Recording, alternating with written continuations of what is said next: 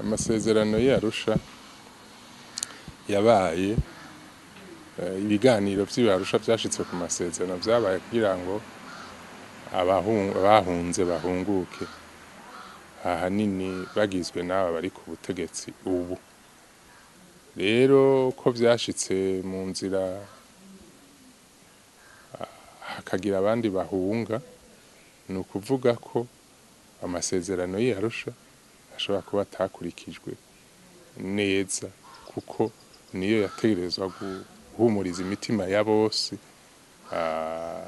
bakaguma mu gihugu, kukivamwo ntibibujijwe mugabo udahunze ugiye kurondera ubuzima vyarashitsikiye ibihugu vyinshi, abantu barava mu gihugu bakaja mu bindi, burya ko abanyaburaya bagiye muri Amerika bakaja muri Afrika y'Epfo, nivyo vyoba abantu bakijana atari ukuhunga. Muri ibi biganiro rero vy'Arusha hamwe leta ivyitavye, hari ikibazo cyo kuraba ingene amasezerano yoba yarakurikijwe, canke nimba yarakurikijwe ni kuki hoba hari ikirabahunga, kandi intego y'amasezerano y'Arusha ari uko atawosubira guhunga.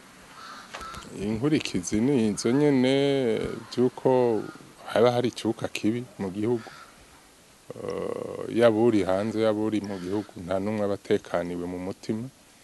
Vyiza rero hoba ibiganiro kugira ngo batahuke ata karingangamuhogo.